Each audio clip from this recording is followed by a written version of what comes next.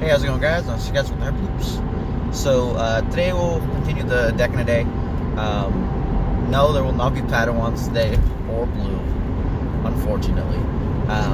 I'll be talking about the other portion of Rex, so Rex Yellow. Still staying vehicles. And now, quickly to go over Rex's like primary issues and overall like the way I'm deck building a lot of these deck in a days. So, almost every team starts with a minimum of 4 dice.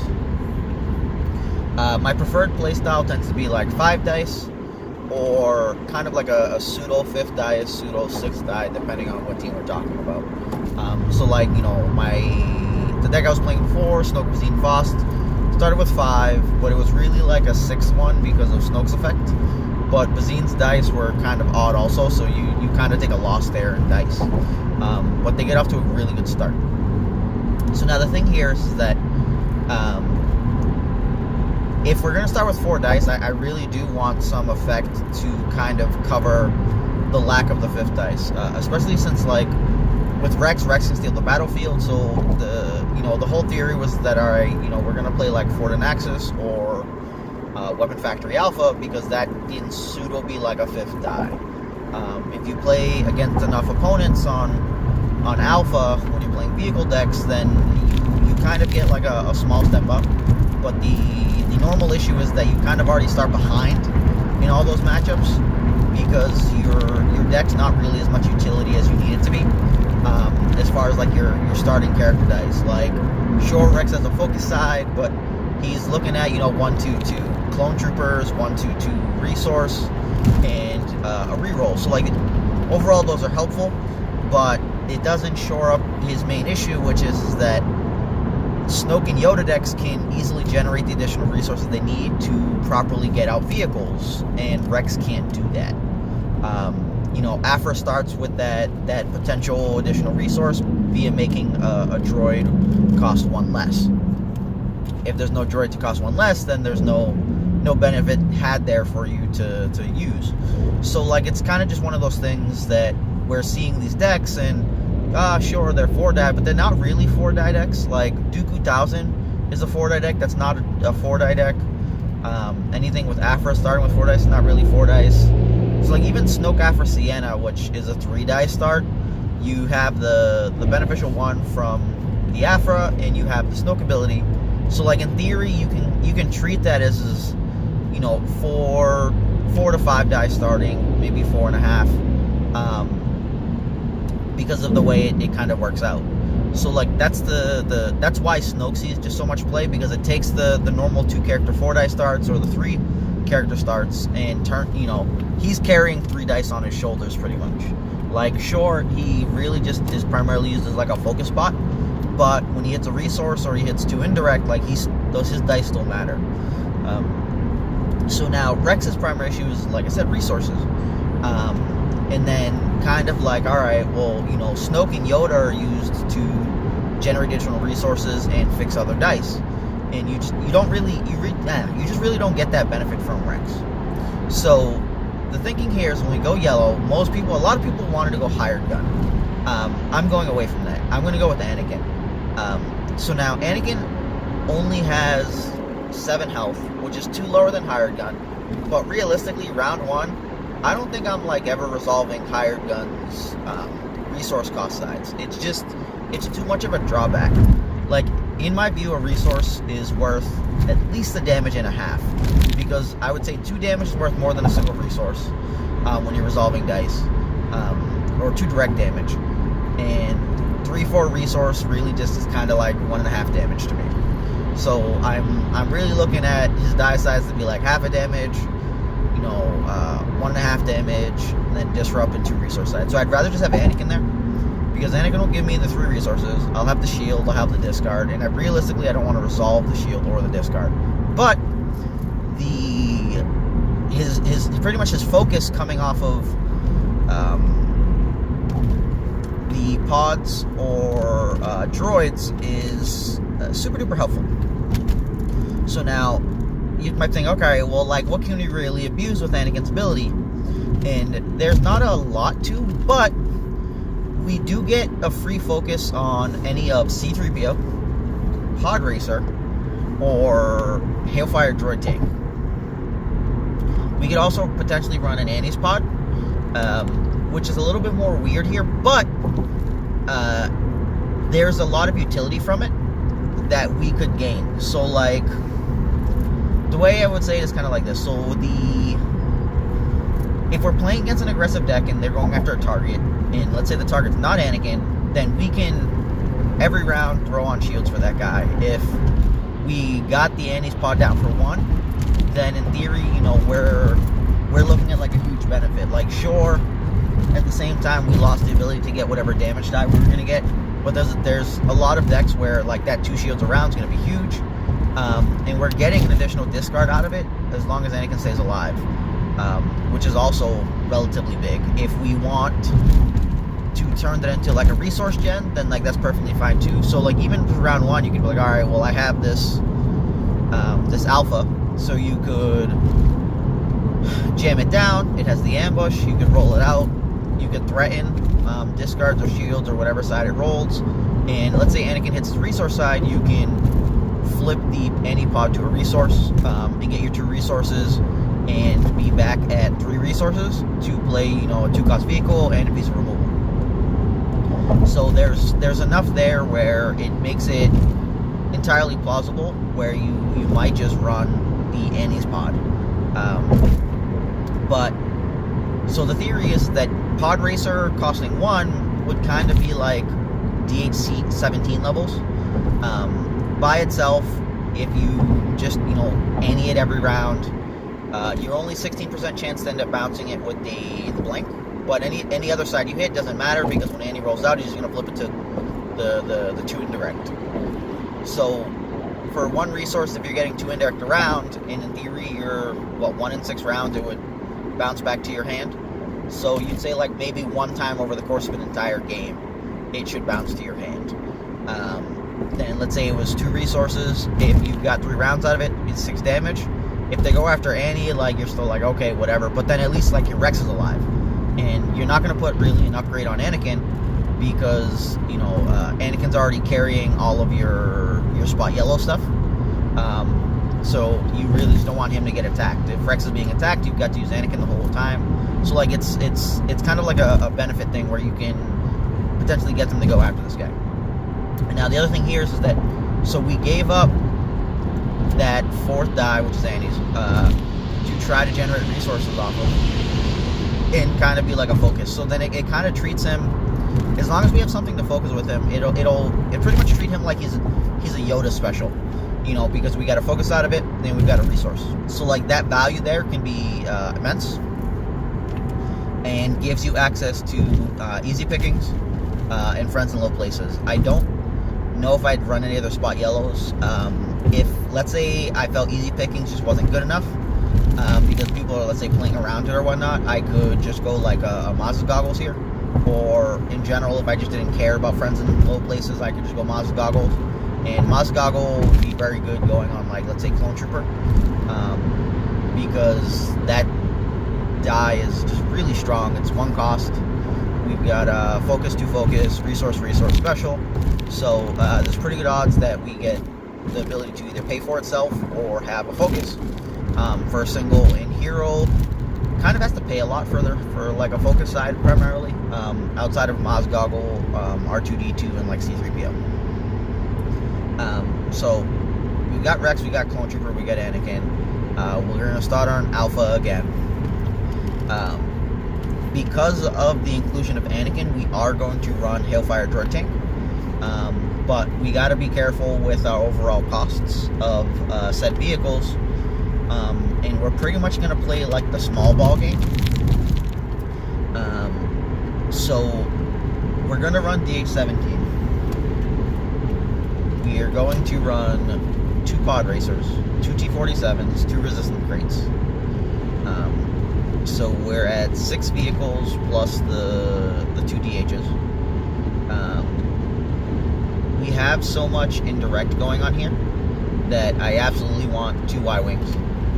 So we're at 8 vehicles, and we're going to do 2 Hailfire Droid Tanks. So we're at 10 vehicles and 2 DH-17s. So we've taken up 12 spots for dice. My thinking is that we will want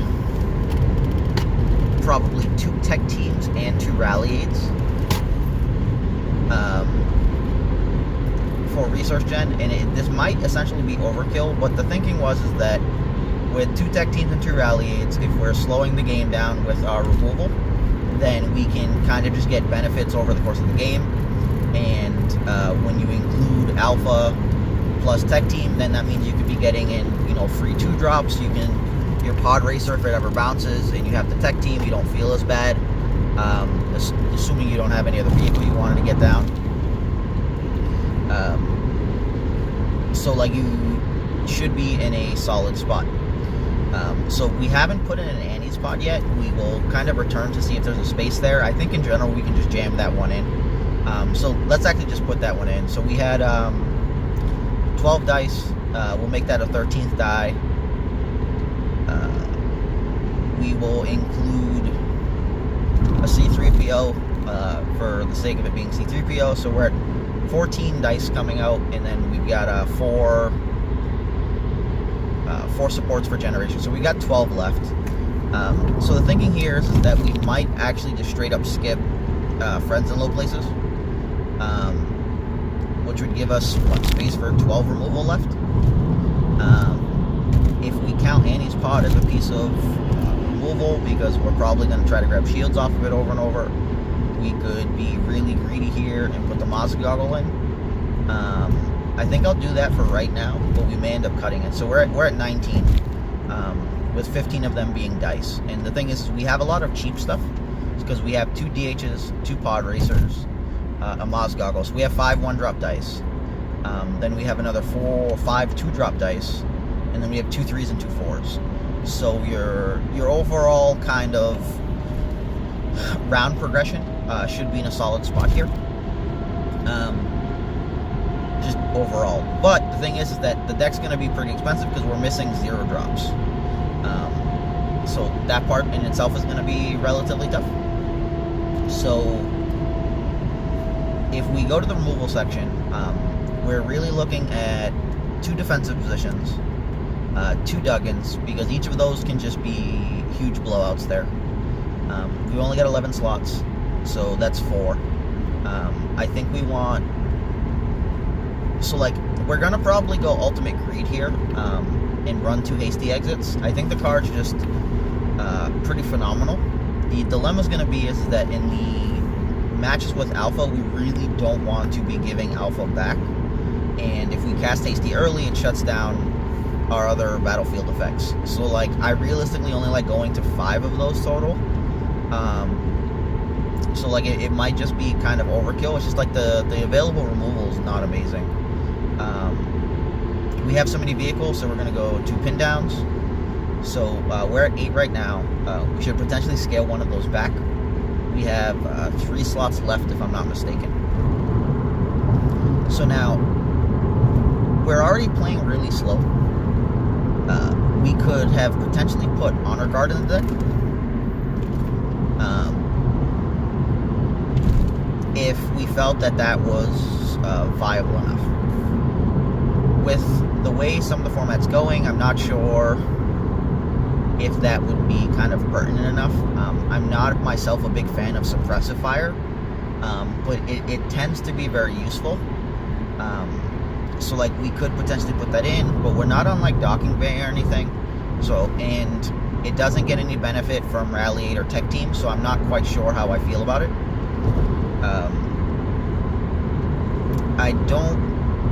I'm not a huge fan of trying to run Mothcat here. I think our slow progressions for activations makes that not so great for us, because like we're pretty much always going to lose our big die unless we're rolling out. But like since we kind of roll out Rex first, we could resolve and then potentially Mothcat his other die, which may not feel super bad. But when we're doing stuff like pod racers, or like Annie's pod, like the progression there is going to be kind of tough, and since the opponent gets to choose, we really don't know how beneficial that's going to be. I want to try a single negotiate. I think running a Rebel Assault could be viable here. So I would probably mix this into like one easy pickings, one negotiate, and a Rebel Assault. The easy pickings will kind of keep your opponents playing honest. I completely just forgot garbage chute though, so it's just like, I should probably go back and put that in. I think 2 garbage chutes is super relevant since people are just kind of slow rolling, and we don't mind giving up a clone trooper die to eat 2 sets and get additional time that we need. So I think we have to kind of go back and readjust this. So I think we can go 2 defensive positions, 2 hasty exits, 1 dug-in. And the 1 dug-in might be a huge mistake. Like, I don't know, it's just that good that, and it's preemptive where we can like take battlefield and cast it and we don't care. And then we can hasty after and feel fine. But there's that kind of a struggle because we also need to get the vehicles down. So like, where do we go with it? So let's say we have it as 5 of the battlefield effects. Then we've got 2 garbage chutes, 2 pin downs, an easy picking, and I think I'm fine with negotiate there at that point.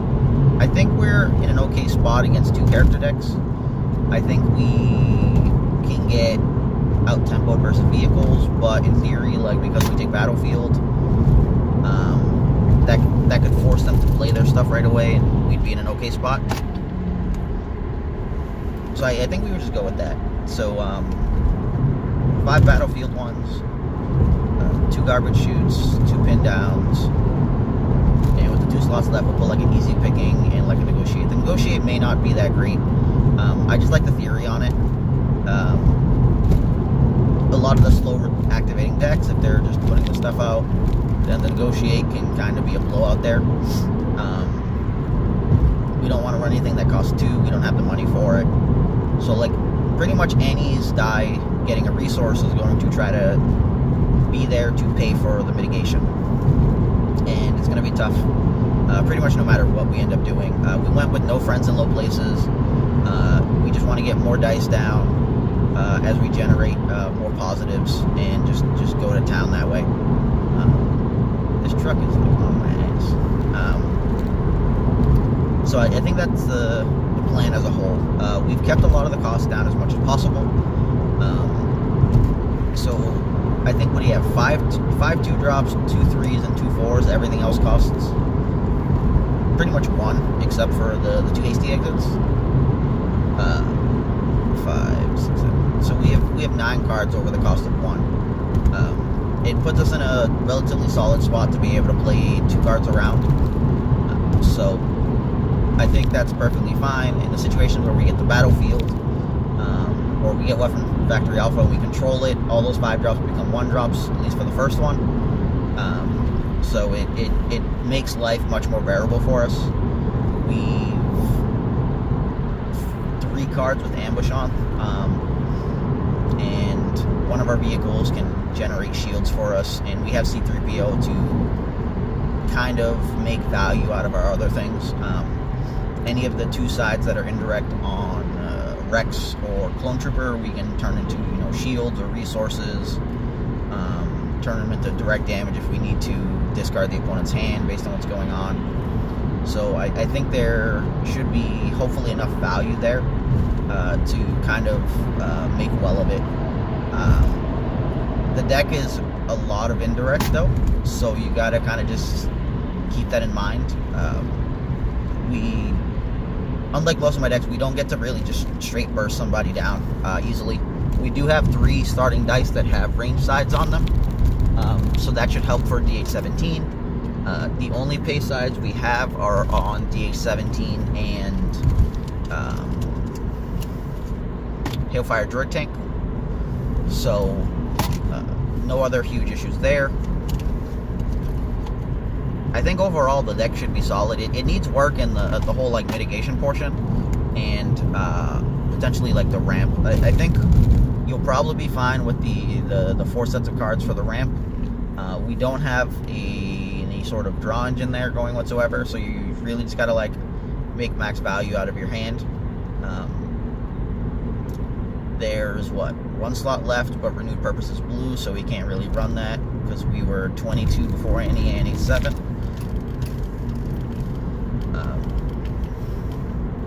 So I don't know. Overall, I think the build on that should be fine. It tries to make up for some of the issues that we have. The dilemma being is that the zero cost cards, or lack thereof them, make things really tough. We don't have access to a caution. We need to kind of maintain stuff for rerolls. Rally aid, we've only got we got nine actual, like, bigger than 2-drop vehicles, or 2-drop or bigger vehicles to pull out with rally aid.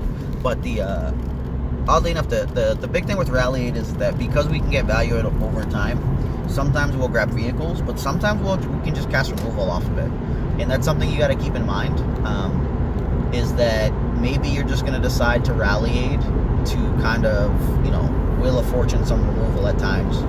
Or, alright, I got this removal here, I'm fine casting it, I'm also kind of casting this, Y-wing or something, and the opponent just kind of running into, or your opponent picks into their fate. Like, did you get another die down, or did you actually get the removal? The Maz goggles only a 1 of, but it should be super helpful for fixing dice. We still got the C3PO. And, like, you may be wondering, like, why I put so many dice in the decks right now. It's because that's kind of the way to win with these slower decks. Like, the days where people ran 10 or 12 dice don't exist right now in the 3-character formats. It's all about, like, generating a bunch of resources and then exploding the dice with the pool with a bunch of dice. Because the more dice you have, the more likely you are to get something showing that you actually want and the opponent doesn't want, to see there. You're less likely to have a piece of removal go and just bone your damage for the round. And if you get a round where you just got a bunch of resources, like, you're fine taking them. You don't need to reroll clone troopers and Rexes that find resources into damage, because the resources,